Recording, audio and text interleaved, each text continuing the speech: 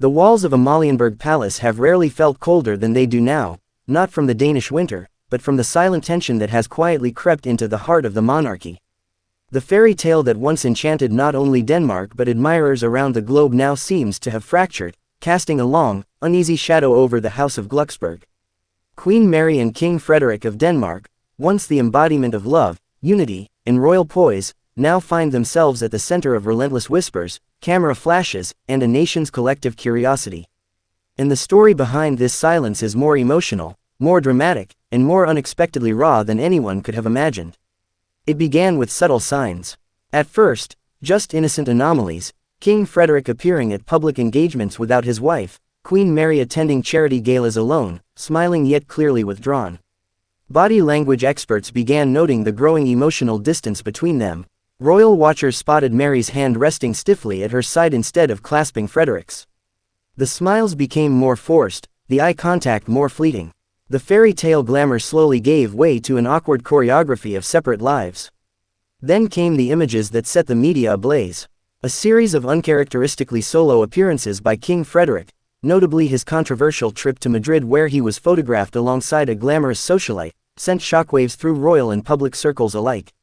The Danish tabloids exploded. International news picked it up.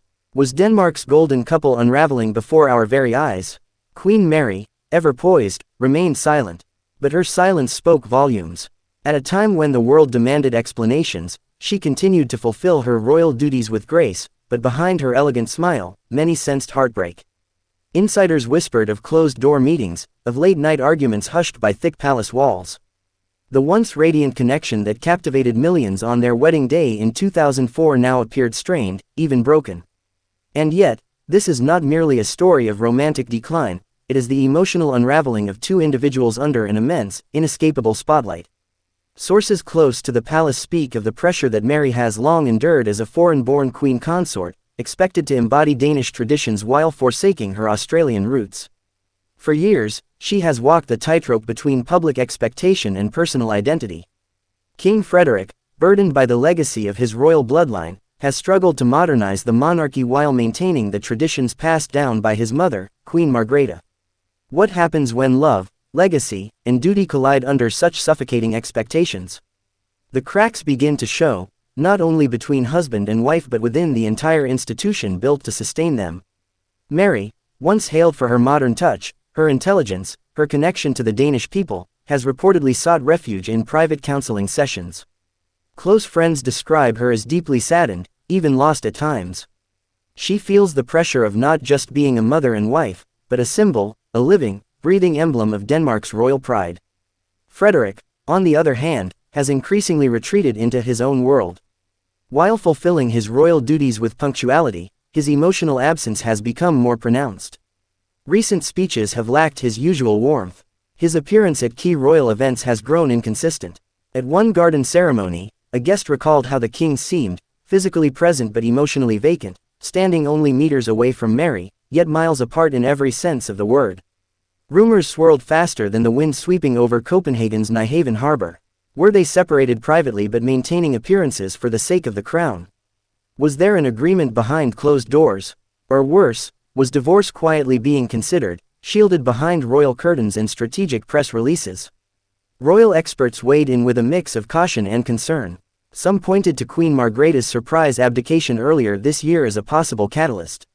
With the crown abruptly passed down to Frederik, the pressure intensified, and many believe it revealed pre-existing tensions between the royal couple. Others noted how Mary's sisters, rarely seen in the spotlight, were recently spotted in Denmark, perhaps as an emotional support during a private family crisis. The Danish royal court has remained silent, refusing to comment on the growing speculation. But silence, in the world of monarchy, often speaks louder than any official statement. Every cancelled appearance, every delayed event, every carefully worded caption on the official royal Instagram page has been scrutinized like never before. Was the Queen ill, or simply choosing to stay away?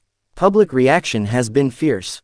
While some Danes have rallied behind their queen, expressing empathy and respect for her dignity, others have begun to criticize the lack of transparency. Social media has become a battleground, with supporters and skeptics locked in emotional debates. International media, ever eager for royal drama, has painted Mary as a tragic figure caught in a golden cage. But perhaps the most heart-wrenching aspect of this entire saga lies in its quietest moments. The absence of shared laughter. The missing glance between two people who once couldn't keep their eyes off each other. The tension in their joint Christmas greeting, where smiles masked what many believed to be deep sorrow. The photograph of Queen Mary standing alone at a charity function, her gaze distant, her royal sash pristine yet heavy with meaning. Behind the ceremonies and tiaras is a woman who once left behind her entire world for love. Behind the medals and royal uniforms is a man struggling to balance tradition with his own emotional reality. Together, they built a life, raised a family, ruled a kingdom. But now, that kingdom watches in suspense, wondering if their monarchs can survive the storm or if the crown will be the only thing holding them together. Palace insiders have hinted at crisis talks, discreet counseling sessions, and even private family retreats. Whether these are last-ditch efforts to rekindle the royal romance or tactical moves to prevent a national scandal is anyone's guess. The truth remains hidden behind polished palace doors and velvet curtains. But one thing is clear, this is no longer just about a royal couple. It's about a nation holding its breath. Children are involved. Their 4 children, Prince Christian, Princess Isabella, and the twins Prince Vincent and Princess Josephine, are reportedly being shielded from the public storm. Friends of the family speak of efforts to maintain normalcy, to protect their emotional well-being while the monarchy grapples with the most significant personal crisis in decades. The royal calendar remains full.